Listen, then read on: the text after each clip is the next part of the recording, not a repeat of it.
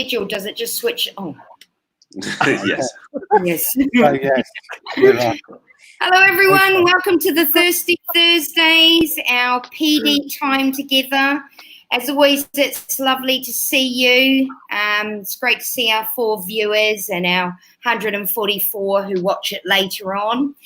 So I'm joined this evening by Gary, wave, Julius, wave. Julius, hi. Yeah. Georgina, wave. Ralph, have a slightly. James. Very good. Okay, so we're going to kick it off. Tonight is the night that we're talking about coding. I'm deliberately hosting it because I know very little about coding. So I'm hoping that the other panelists will be able to convince me to give it a try. I've signed up for a Scratch tutorial with the grade 5s this week. So I'm hoping you're going to give me a bit of confidence for that. So let's go around and just have a wow moment from this week, just to start us off. James, you want to give us a wow moment? Yeah, actually, it was a coding wow moment. I gave a student a very small assignment to do a little bit of code, and he comes back to me the following day with a fully formed RPG, which he must have spent hours on. But I was so impressed, and it was just absolutely incredible. So, yeah, super impressed by that. Lovely bit of Python. Excellent. Okay, Georgina, hi. Your wow moment. Yeah, I totally will shout out my wow moment, also related to coding with Google CS First, the block coding. So students are just finished off at the end of term 2, so submitted this week their narrative stories. So they actually created and mapped a story and used code to tell that digital story. So yeah, really nice. Nice. That is cool. Very good. And the CS First, that's Scratch-based, isn't it? Can I carry on to the wow moment? Julius. Yes, I'm here. Well, I teach one subject called Polytechnics, and we started with different units about nutrition and later something about like design. And right now we're doing a bit of coding. We're starting with the microbits, you know, those one from the BBC. We use Scratch programming, and then we code those ones. We finished the unit just before the break, and suddenly the online learning has kicked in. And what I did basically, I went to the Khan Academy and I created a class for my students to continue with coding. And I was thinking to start with HTML. And they reply saying they did that course, and I was like, okay, quickly need to find something else. And the next CSS one available is right next door. Yeah, actually, CSS and HTML, they did it. They did both of them. So I did the JavaScript. So I'm just starting teaching JavaScript right now because that's the next one, actually. So I was lucky enough to.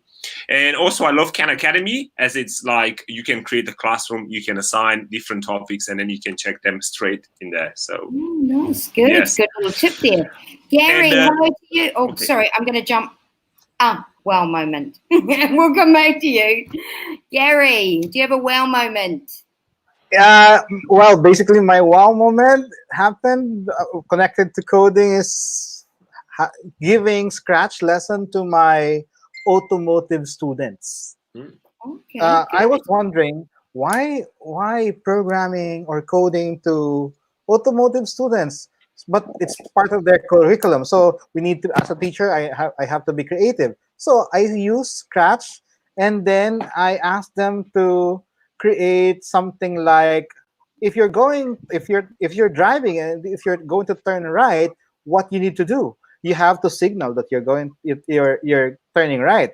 So I asked them to use Scratch to do that, and that's basically my wow moment, because they hate me because the class is programming or coding, but basically they enjoyed it after the first meeting, and then it happened. Quarantine happened, so basically, yes, it's basically that's my wow moment.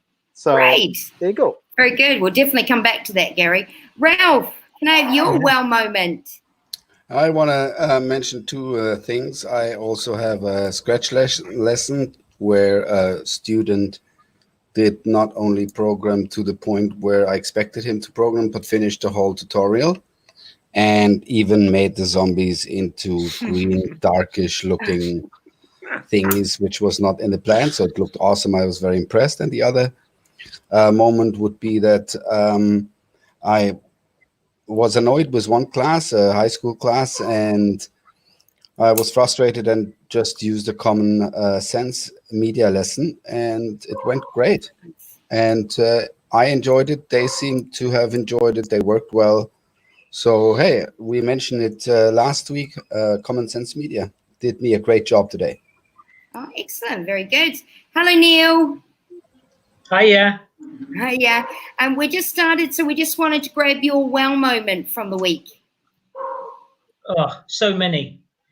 It could be like, I'm looking for a wow moment, not a wow moment. Oh, right. Okay. Getting my daughter to actually do some coding that she's never done before. Oh, brilliant. Weirdly Using enough, what? Using what? She started off with Hopscotch to do some simple stuff, and now she's moving on to Lego Mindstorms, because even though we've had a lockdown, I've been able to bring some home and have a play. Oh, brilliant. Good. Excellent. And she got quite excited because she built the kit as well. Oh, very good. Yeah, that's good. These are great wow moments. Notice though at the beginning I said, what's your wow moment? Like singular. Yeah, sorry. The way you were like, let me give you 3. It's all a wow. Don't say I didn't notice that, Defiance. Don't say I didn't notice it. Too many wow moments. Okay, lovely people. So I'm really going to let this run, if I'm honest. I'd be quite keen to see where people are in terms of their coding journey. Who's beginning it? Is anybody just starting out on their coding journey with their students? New? Okay, all right, just me. Cool. I'm new this year. I would say, well, since last year, so maybe a year and a half. But I think it's important when we talk about like on a professional level, from an educator perspective, when it's new, like that could be like, because programming is different languages, right? So for myself, this is my second year in block coding. But if you were to ask me about, you know, another language of coding, then I would be like not started. So yeah. Okay, all right. So how about I pose this question first to people who are new in our audience? What would be an easy way to get into coding? And try and think about it in terms of elementary or high school level, primary or secondary, early years or late years. Trying the terminology. Do you need some thinking time? Yeah. I can. Let me share. Yes. Okay. I think it's best to start with block coding using Scratch, because before I give it to my students, I experimented with my 2 kids. My kids, I have 10 and 12 years old, and they love it. Actually, I am surprised because my daughter has a lot of commands. They knows a lot of commands in Scratch that I don't even know of. Oh, brilliant. So basically, Scratch is so easy to learn, and I think it's the best way to start, especially for the kids, because what they need to learn, the only requirement is they know how to read. That's it. True. Yeah. And I would start them even a little bit younger than that. As soon as they can read, year 4, they can use Scratch. And that's the youngest I've taught the students to do it is at year 4. Yeah. And I think it's such a brilliant language, and MIT could have charged millions for it. But they've been incredibly generous. And within the MIT, there's a CS First course. You can get to it either way, either straight from the Google site or there. So it's great. And is that for beginners? CS, Scratch. Would that be for beginners? CS First, yes, definitely for very beginners. Okay. Yeah. What age group would you use that with? Again, 8 plus. Okay. Maybe some of the language needs a little bit of teacher support at 8, but maybe 10 plus with they could be fairly confident. Below Scratch, I would look much more at the computational thinking and using physical objects and robots, things like the Bebop And I'll pass it over to Julius. He's ready. Yes, actually, I wanted to share exactly the same thing, saying that here in Singapore, our strategy is that we'd like to teach computational thinking prior to coding itself. And I was talking about like the ISTE standards last week. And again, computational thinking is a big part of the ISTE standards. And then the first lesson is the Hour of Code. Have you heard of the Hour of Code? Which is in December. It's like a movement. And for 1 hour, we try to bring computational thinking and coding in every single class. And what does computational thinking mean? Thank you, James, for like passing on the mic, is creating procedures. So computational thinking has like 4 steps, has like pattern recognition, has like abstraction, algorithm thinking, and redefinition. Which one was the 4th one? Anyway, I forgot. But the point is, you can teach computational thinking even to the small kids by how do you prepare your sandwich. So step A, you have the bread. So you have the pattern recognition. Then you have like creating the procedure, algorithm thinking, abstractions. Maybe you want to create a form on another. And once they understand the process behind coding, and then to go in Blocky or in one of these like B-bots or like dash and dots is much easier because they understand the concept. You go, you turn left, you do that procedure, 3 steps, and then left, right, and then again, you repeat that. So I would strongly recommend to start with, there are like different courses online, and Hour of Code or like code.org provide loads of examples. So start with computational thinking because that's the base of coding. Yeah, and with your Hour of Code, is that like all through the school? Yes, so we're completely. talking from early years all the way through to high school.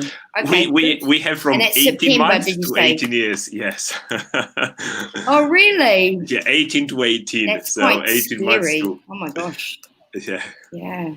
But Okay, it's good. It's pretty James, much what good. were you going to say? Oh, sorry. A couple of things I was just going to say. Firstly, over in the UK, they have this great resource called Barefoot Computing, which covers computational thinking, and it is a complete scheme. And secondly, I just wanted to say that computational thinking can be used for absolutely real situations and solving real problems.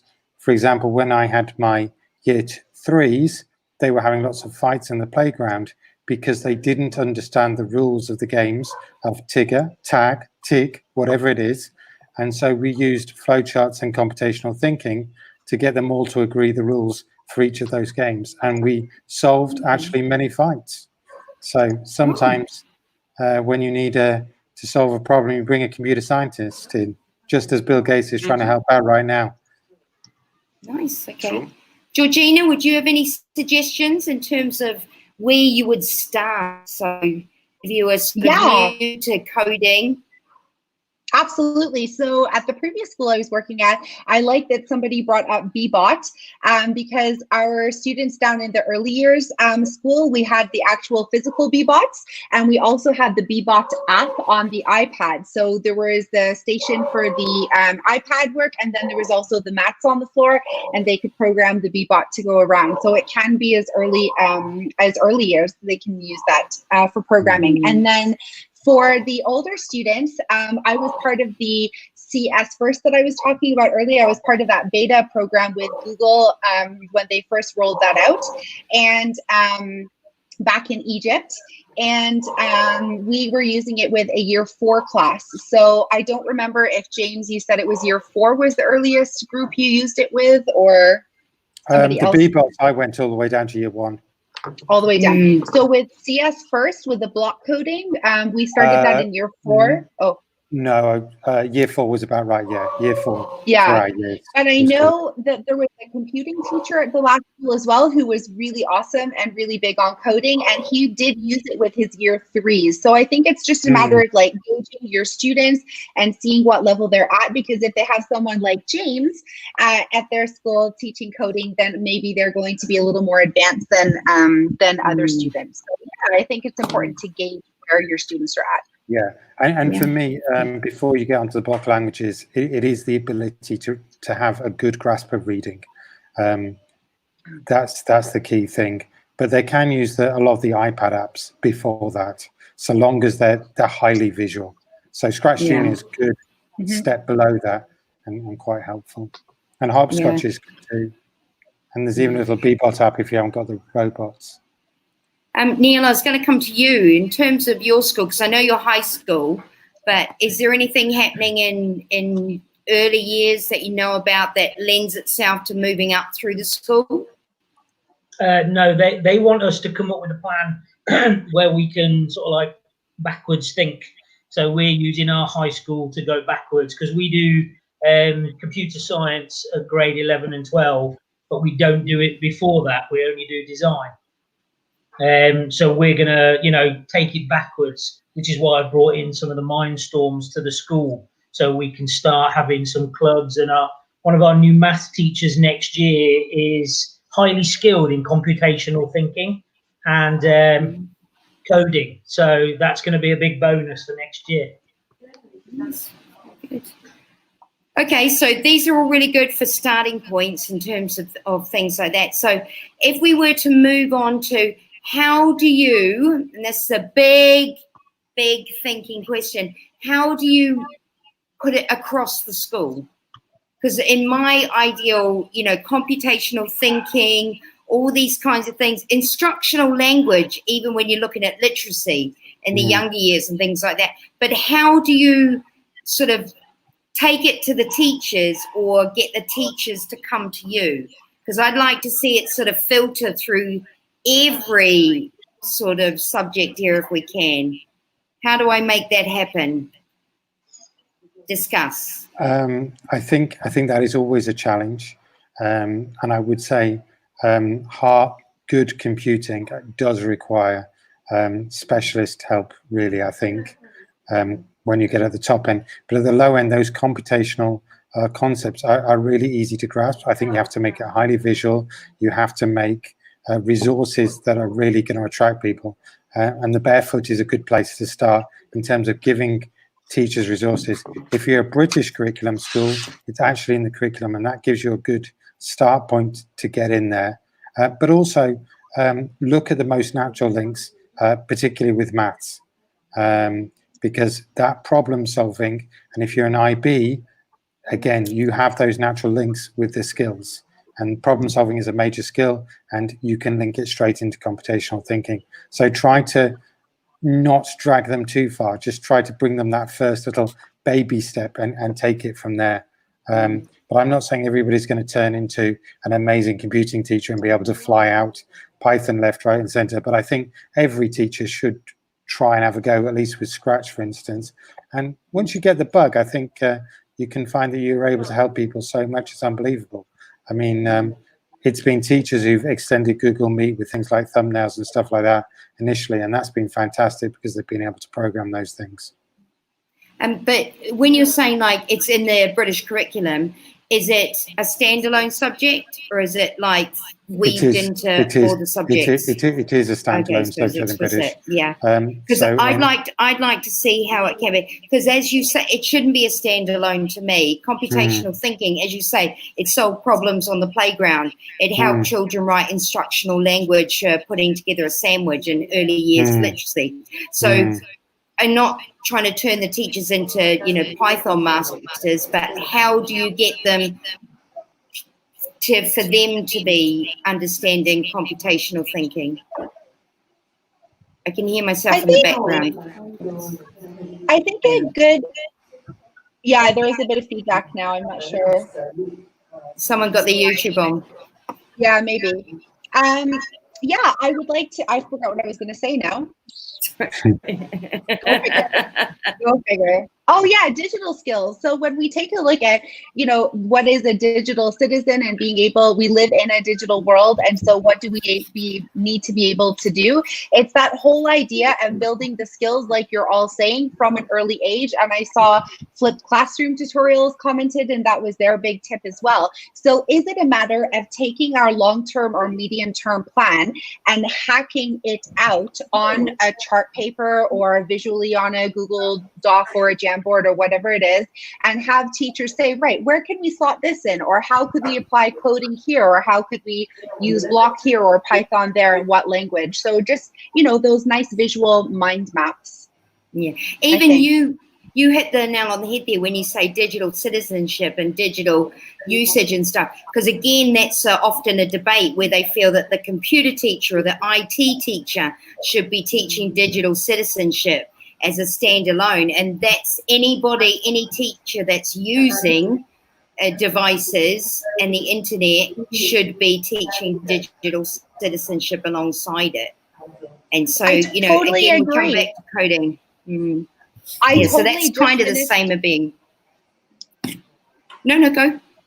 I was just going to say, I just right before this session finished a digital citizenship training for staff at my school. And this is what we basically were honing in on, that we need to support these students for jobs that don't exist yet. And so what are we doing? We need to give them all the skills and all of the 4 C's. I know some schools of thought are starting to add a 5th C as well to help them be as prepared as possible. Because let's be honest, we don't know what's going to happen, right? And we need our students to be ready for the inevitable. Is that the right word I'm looking for? Maybe not, but I think you get it. Yep. Yeah, definitely. Yeah. I like what Adam's put there about whether schools need highly skilled coders or teachers for strong programs. I think higher up in the school, yes. Yes, I think I would say that you do need those skills higher up in the school, but I think the Scratch language, I think anybody with a fairly good grasp of things can grasp that without help. I think there is a big problem that often good programmers aren't good teachers and things like that, and it's hard to find people who are both. I would say you need to be the better teacher. So long as your coding is good, then that's a thing. But you have to be a lifelong learner if you want to teach coding, because it changes all the time. It's fast evolving, and but actually the skills, the ideas, the concepts, they don't change at all. Computational thinking hasn't really changed in 2,000 years. And if you go back to the Greeks, you'll realize that they had human computers and machines to look at the stars, and they used similar problem solving right back then. So don't tell me you're too old for computing, because even Adriana ain't 2,000 years old. I just feel Adriana, it. I just feel it. I think we should do a coding course together. Well, yeah, you're going to drag me onto that Python course, aren't you? Yeah. I went to a Raspberry Pi workshop. I did know it was about computing. I wasn't misled. And turned up, and then people just talked around me the whole time. And in the end, I think I had a 12-year-old help me build my robot. Then he was just talking at me about instructions, and I was like, can you just make it so I can show my head of school when I go back on Monday? Oh, I totally like what Adam said here, a lifelong learner. Absolutely. Yeah. And Gary, just so you all know, has his little innovator hat on. So Gary, why don't you let us know how it helps you be a lifelong learner? Nice. Okay.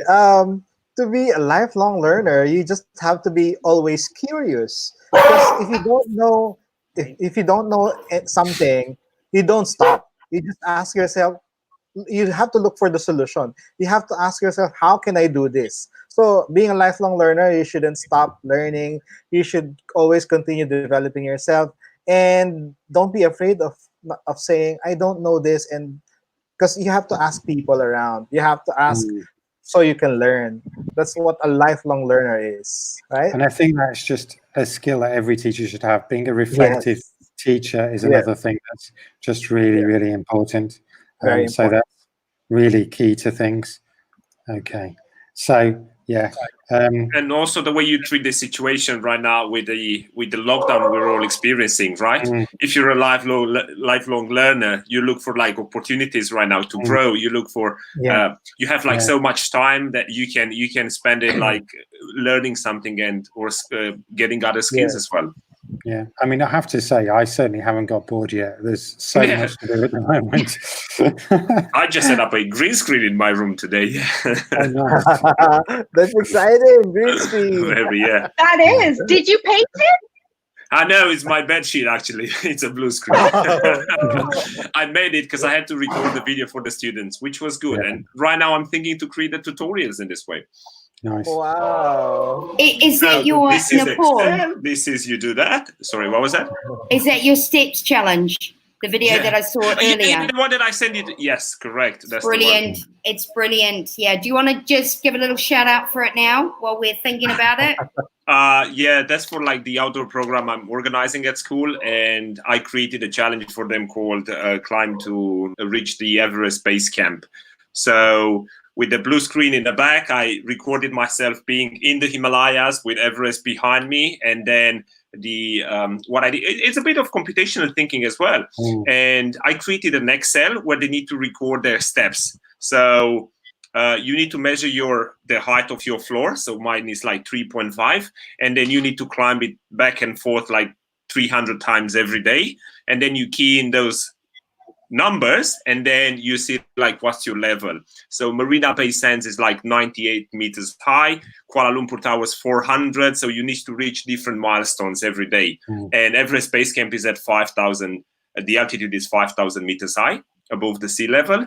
And you need to climb around 1,532 floors. And then this one, during the weeks, you just need to climb, and you just key in the grade, the number in the Excel sheet, just to keep them engaged with the nature, even if they cannot go outside, but at least they stay inside the house and they can climb the stairs back and forth, up and down until they reach Everest Base Camp. It's a challenge. Cool. That's very cool. Yeah. How many steps to get up to the KL Tower did you say? That's probably as close. Which one? The 400 meters. 430 meters. Well, you divide that one by 35 by 3.5, and it's 160 probably 160 floors. Wow. Okay, fantastic. Yeah, that was a nice example for them, and just creating everything. It looks really good, and you're a very good actor, because he was like, well, you know what? I just made it. Pretty tired. I will share the link. I promise I can share the link with you. That's good. Okay, that would be great. I did have one question. We were talking about now we've got time on our hands, so maybe this is a good time to have a shout out for all the courses that you guys are going on. I know that you guys are really good at sharing different courses. So what's out there for people who want to upskill themselves in terms of coding? Okay, edX has huge amounts. And I think that's a good place to start looking. And they have all the really good universities as well. The Google courses are perfect for Scratch and those things. But edX is good. There's quite a lot of free courses being given at the moment, so I'll pull them up in a second. Okay. There's also the code.org at home. So shout out to the Learn at Home with YouTube. I'll drop the link there for you guys. If you go to the third tab, you'll see that there's a code.org section, and then it brings you to code.org/at-home, and you can learn to code that way. So I'll drop that link there as well for you guys. Nice. I have signed up for my Python course, but I haven't started it yet, guys, because I really haven't had any time, but I'm looking forward to it. And my husband's on me all the time. Did you start? Just to keep you on your toes, isn't it? Yeah. Yeah. Scratch has a lot of little tutorials in the actual program as well, isn't it? Just like little things that you can do. Yeah. I still haven't finished animating my name. That's the first one. And it doesn't help that I've got a long name, but still it takes a long time. A lot of that stuff's been compiled for you on that website there, the Cista.net website. Yeah. They have. They also have a lot of activities for you to work on. What I love about Scratch is if you're done with Scratch and you want to level up your coding skills, just like what Julius mentioned, you can use the microbit. The microbit, correct. It's the level up version.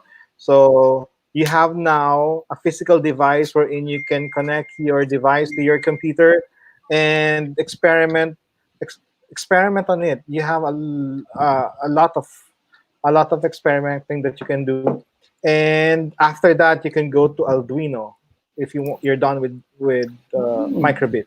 Okay. So the Raspberry Pi is pretty good at that too. Or you can step up your game. Yeah, Raspberry Pi. Yes. And also you can use like the So the Angry radio Bird function. You can communicate with the microbits as well. Did you try that? Love that function. Yes. Not yet, but I'm Can I'm on I it. ask a question? That's exciting. Sure. Can I ask a question quickly? How much time are you guys, I'm just getting into looking at coding. How much time are you spending actually learning new things during these times that we're off? When I say off, I mean at home. I wish I was off. Yeah. Well, I've still got a full teaching schedule, so I reckon I've got about 4 or 5 hours a week, maybe. Okay. A lot of it straight into planning at the moment. Well, for the past week, I have not done any coding because I'm a bit busy with other things like the webinars for teachers.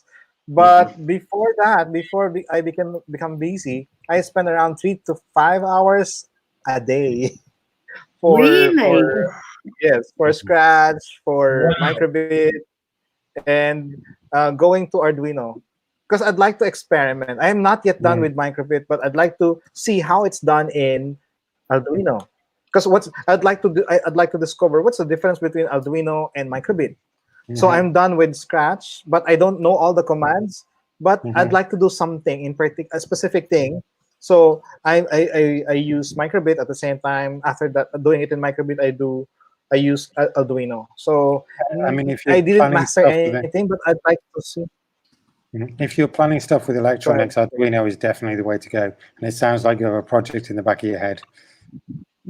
Oh, Gary's a rock star. 3 to 5 hours. Oh, so my kids are enjoying it. Basically my kids, I experiment with my kids and I learn from them.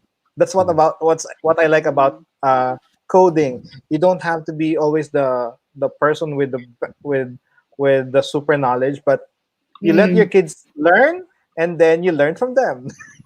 Nice. That's how I learn. I was just going to say, Gary's totally right. So my form group, my year 10, there's one of the students in there, an inclusion student, and he is doing animation through Reddit. I think we talked about that last week with James, and said, let's get on with Unity. So Unity right now are offering a free self-paced course, but also with live webinars each day.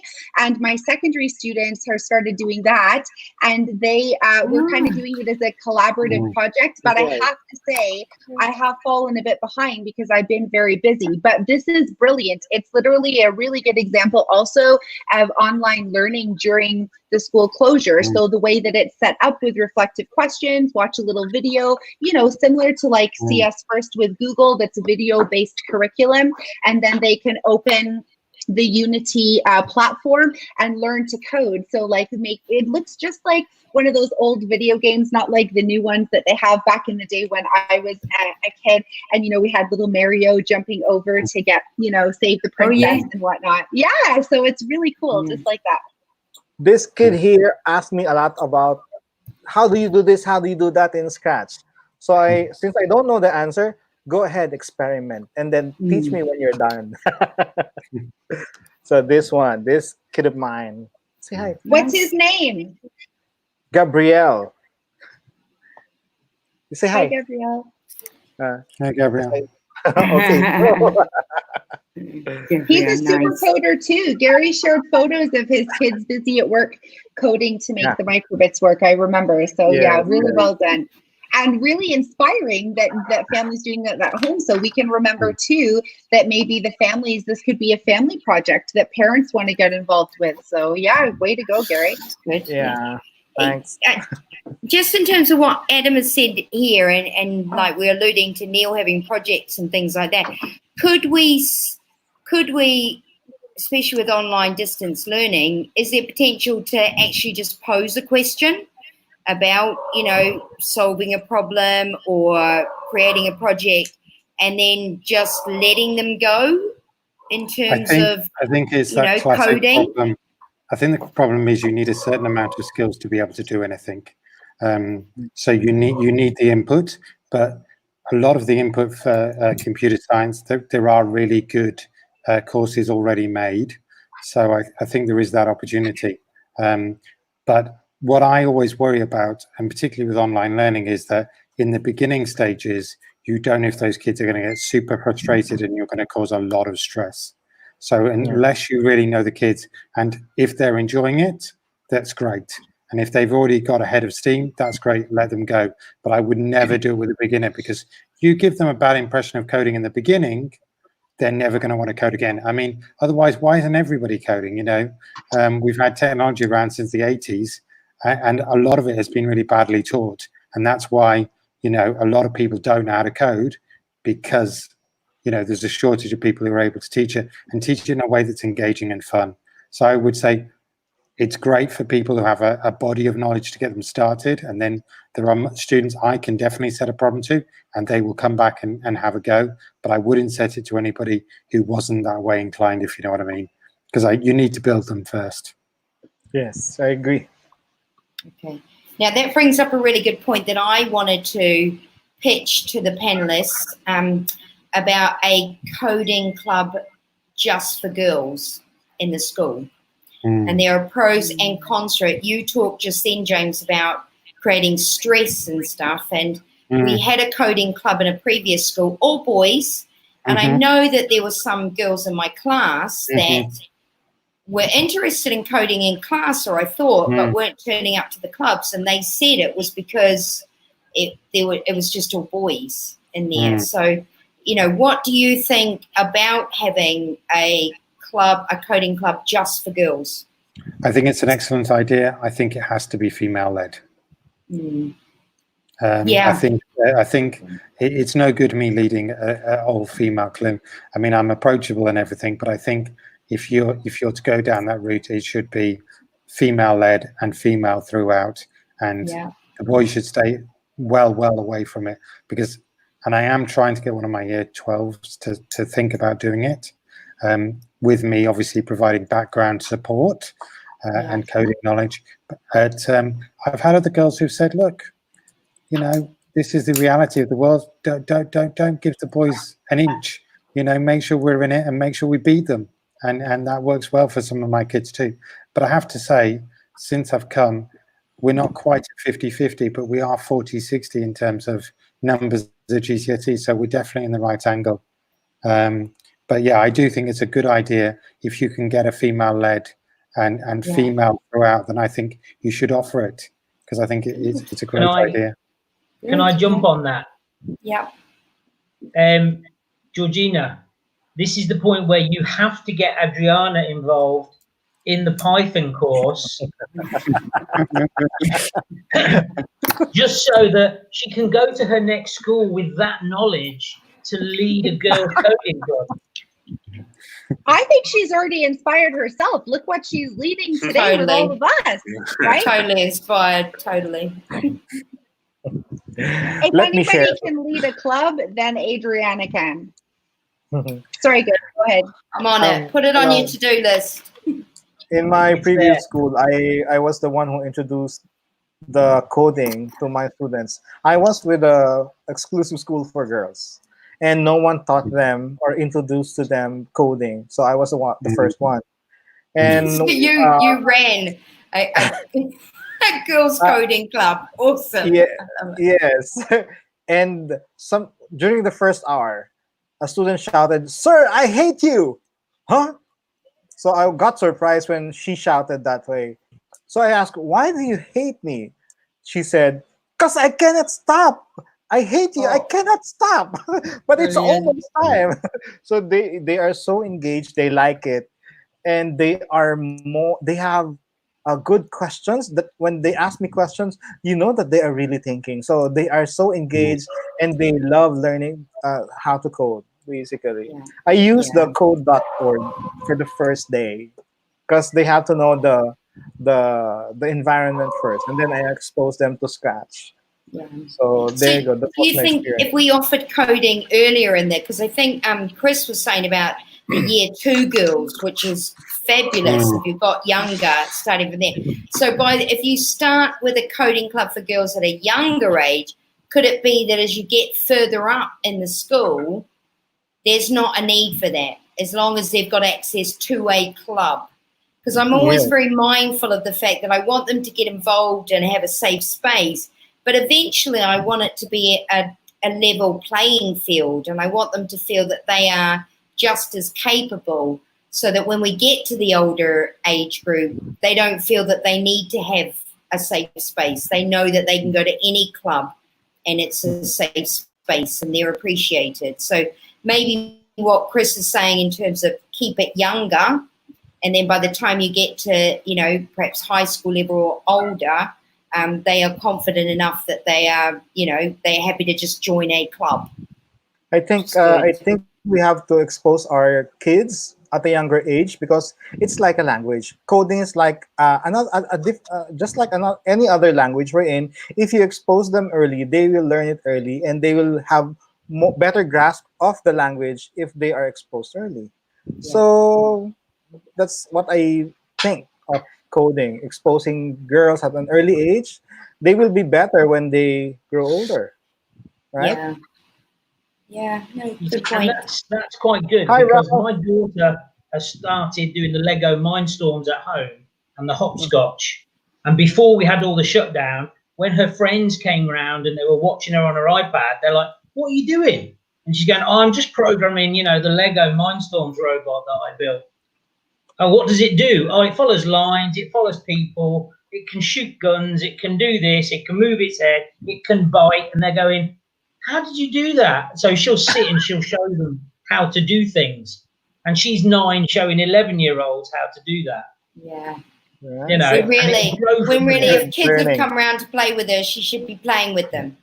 Yeah. Yeah. That sounds like me when I used to drag my friends around and we'd play teachers. Yeah. And my mum would have to talk to me about how kids don't want to come and play teachers and students with me. Yeah. I hear what you're saying. Yeah. Yeah, I really like, thanks for that comment, Adam. That's appreciated. Adam is my current line manager who's encouraging me and will teach me coding so that I can go to my new school, to my new line manager, which is Neil. And then, yeah, use those skills. So thank you for your support, the both of you. I appreciate you upskilling me even when I didn't ask. Always thinking of me. That's very kind. Yeah. I think Ralph has something to say, or show yes, us. please. Ralph, we want to talk to you. Good. There are so many nice and good things were already said. I just don't know where to start. I'm in no way as experienced as James, and I lack the dedication of really diving into a language that I can call myself able to talk about it. So, but what I like so far is that everything has to do with a mindset, and that computational thinking mindset. And now with early kids, what I have mentioned in an earlier show was code combat. I'm sure that I see some people nodding now. I have never been able to use the full version of Code Combat. So they do many languages there, and they have, I think JavaScript and Python, some free lessons, like the first 4 or 5 maybe. And it's like many stages, so it's a lot of hours to play in these 5 lessons only. But for later on, I have a few tools to share, and I hope James let me share my screen. I'll promise to behave. Yeah, And we did talk about that, Ralph, actually, that we wanted more practical stuff in there. So I'm glad you remembered, because you wanted to put bits and pieces in there. so I always dream, and Gary has encouraged me to do so as well. I always dream about where we bring people practically really closer to coding. If we have a stronger viewership where we can do something live, maybe that will work at some point. At the moment, I'm trying to show you my first tool I use, which is called CodeShare. And CodeShare is basically not much else but a Google document. However, if my internet doesn't let me down, and it seems I have a problem, you can okay, that's the reason. It's their website. You can format the code into all the different coding languages. And now let's see if I can get you to my done code shares. I'm sorry to keep you waiting. Okay. I wasn't aware that I had so many. So I could, unbelievable. Okay, that's it. So my idea was that I created one code share for each student where he keeps his code update. So it's always a little bit of a process to figure out what workflow you want to do with your code, especially as we talked already about HTML and CSS, which I just quickly go to this website here. Can you confirm that you see Yes. W3 I also use schools? that one. Yes. Yeah. And Very nice resource.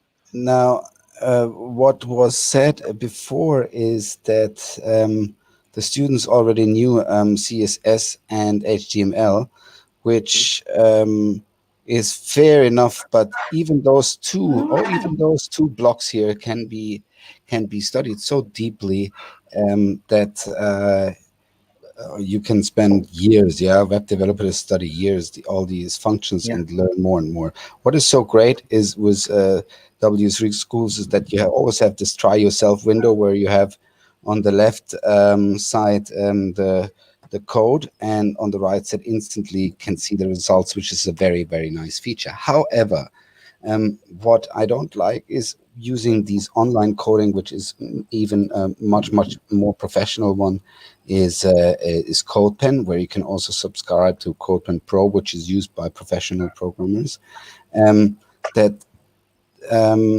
You can now. I am not prepared. I wanted to use a code which I have used before, but the beautiful thing is that it's all integrated, so you don't have to set up a server. But exactly that is often the thing which I find like many people lack that. So we have HTML, CSS, and also a JavaScript window, which normally all work integrated on a server. And here they just sorry, I'm not multitasking able. Everything works without having set up anything. So, okay, it didn't work well. Anyhow, so that my second would be CodePen after CodeShare to simply share a code. Sorry, it doesn't work at the moment, but it's beautiful to see the color coding come into place with any language. So, Ralph, can I just check with you? These all do similar things, but they show what you. So, if I wanted to change the color, the background color, that's one of the examples you showed. This will tell me the script that I would need to do in any language in order to make that happen. Is that right? No. Sorry if I wasn't clear. Like in W3 schools, you have the code window on the left, and it's always according to the lesson which you're studying, and the results are instantly on the right side. It doesn't translate it to any other language. What was special about the code share is that you can switch the color coding according to the language you're programming in, which is normally only a feature which by good coding editors. But sadly enough, I can't show it to you right now because it doesn't work. Sad. That's right. Yeah, but you've highlighted it to us. That's good. What age group are we looking at? Like what This is background knowledge all do they need? late middle school to high school. And Okay. one beautiful tip of the CSS stuff I have found is CSS is very, very, very powerful. And there are certain ways to learn with design where you don't actually need to understand all the coding. So even for people who are not necessarily in coding themselves, they have a certain design thinking which can happen in the same classes with people who are not struck by the magic of the code, but maybe about the magic of what the code is showing. So collaboration between people of designers and computational thinkers can work beautifully together in those projects. So some coder wouldn't have the ideas maybe to create this beautiful sphere here, and others come up with the ideas but can't necessarily code that well. Okay. That's very good. Good. I love it. It's It's nice. beautiful. Yeah. Sorry I that I like the kept you graphics. that It's long. very peaceful. No, it's good. And It's I like good. the colors. Yeah. Mm. Yeah, we like. Very good. And so we've got a little bit of time. So I thought we could just go around and share a pearl of wisdom for anybody out there who's listening to us. It can be a site that you're interested in. It could be a tip that you want to impart, that kind of thing. Or it could be something that you're going to, after this show, you're going to step up and give a go. I'll start. I Yes. want to say, be courageous, be brave. Yes, it's scary, all those numbers. I remember because my husband one day was like talking about there's a term that starts with the letter N in coding, and I didn't know, and I heard numpty, and I always refer to numpties. Maybe James knows the term I'm talking about. And since then I just, find things that are fun for you, find things that are meaningful that you connect with coding, and let it inspire you, and just have fun with it, because the minute that you stop having fun is when it'll be like a chore and you won't want to do it. So just do it, as the saying goes. Nice. Very good. Yep, that's good. So, Julius, do you have a word of wisdom? Yeah, mine would be if you really want to integrate in a whole school setting. So if you want to bring coding to every teacher and try them in their subject as well, I would do, well, that's what I'm doing right now. Create different events. So we're organizing Hour of Code. I organize like Spheros in the pod, because we have the pods, and then we had the Spheros and the students program them, and then you have the Sphero EDU, which is again based on Scratch, so it works with drag and drop blocks as well. And we created a smart city, so we made this nice city that you could follow on, and loads of events. Teachers need to see, because like if you talk about coding, everybody thinks like somebody stays there and just like buttons non-stop, but actually coding can be like a really live action. And also there's a supermarket in Singapore where it's like very nice, you see robots going and collecting your food and stuff. So you go there, you need an app to enter the shop. The supermarket is the yellow one, you can check it later. And as you go, you will see like conveyor belts on the top, and once you finish, you send your cart inside a small elevator. You go out after you pay. The robots will pack your belongings basically. So I invited my students. I asked them, go over there and see what happens. How does a smart city look in reality? And they came like really pumped, and they say, oh, we want to learn coding. So any kind of like incentive, any kind of like event, that's how I would spread it. You never know what gets them. Exactly. You gotta shoot it like a yeah. Exactly. Apply a lot of information and stimuli. Yeah. Ralph, is that your pearl of wisdom, or you wanted to add something? Sorry, my pearl of wisdom is that I feel a lot of the old style of teaching is that we shouldn't copy. And I've heard that again in one of our earlier shows is there are a certain group of learners who reverse engineer and learn in that way much easier. So, and from my very early days where I put together some HTML text to impress my designer friends, or make parties. My first HTML websites were for parties, I think, which I made. So I looked at other things which were great and took some of the framework there and made it my own, which I didn't think was in any way infringing their work, but it was rather trying to evolve what is possible with the technology. And what I have ever admired in this area where geeks and nerds meet together and designers come and they can't talk properly, whatever, and is that we push the boundaries of stuff. And that can also happen if you just start from good ideas from GitHub and all these big collections where you are freely allowed to see what other people have done and make it yourself better for your own needs. So go out there and copy and make it yours. Yeah, definitely. Own it. Yeah. Definitely. That's Thursday from me. Thank you. Gary? Okay. What are you going to say? Everyone can code, and the coding is for everyone. You don't have to be a computer science or engineer to be a programmer. If you want to be a lawyer, go ahead, study coding. If you want to be a doctor, go ahead, study coding. Why? Because it will help you in your decision-making process. The discipline that coding is giving or introducing is for everyone. So it doesn't mean when you go to coding, you have to be a techie guy or someone who's into computing. No. What coding is teaching us is the discipline of being patient, being the value of orderliness, a lot of things. You have to get yourself into coding so you will understand more. And it's not just understanding; it's realizing on your own to know more about coding. Yeah, sure. Definitely. Good. Very good. Neil, have you got anything you wanted to add?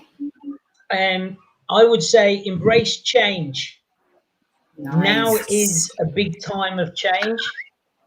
We're in a situation where we're all remote, and what better time than to do it now? Don't be scared of change, embrace it, dive in feet first.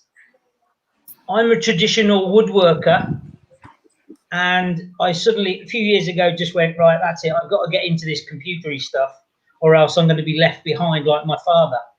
And I never wanted that, so I just embraced it and went for it.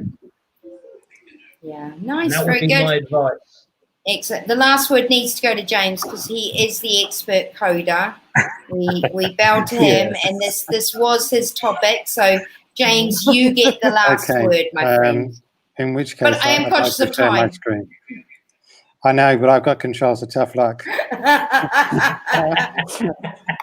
what I say, not what I do, right? I normally kick everybody else off. You know? Exactly. Yeah, I kick everybody off when it's time, and I decide when time is time. So what we have here is a very simple program. Can you see the share yet? Yeah. Yeah. Okay. Yes.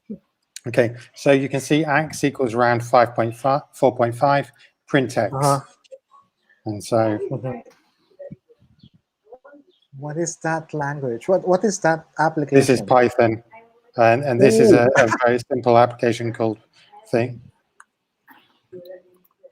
Okay, so you got the answer you'd expect. Did you expect that to be 4? 4.4, yes.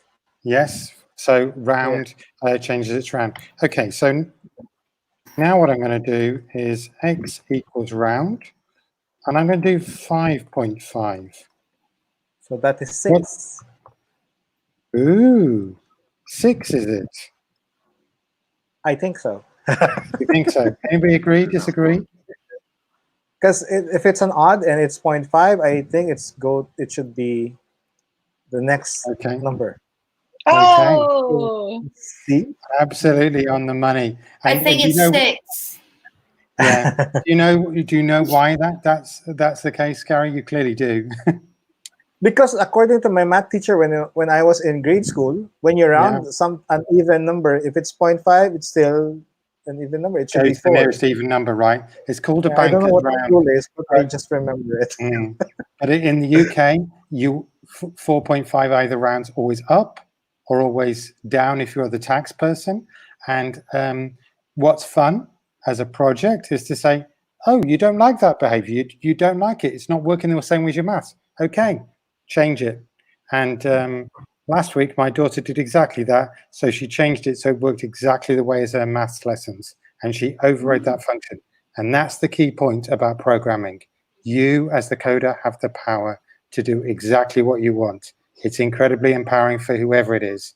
And it's about time girls took it back. Thank you. I like it. I like it. I love the fact that both you, James, and Neil, both your daughters are taking over the world, one coding challenge at a time. I love it. Very good. Oh, well, that's a brilliant last word. Thank you. I really like that. Thank you, everyone, for listening out. Mr. Chris, it'd be nice to come on and be a panelist. You'd be more than welcome. I was waiting for Adam to jump in and say preach. Of course, Adam, you particularly like that line about programmers have the power to change everything, isn't it? I like it. All right, thank you all, lovely. It's been really fascinating. We were worried that we wouldn't have enough to say about coding, right? Look at us. We've run over time. But luckily, James let us.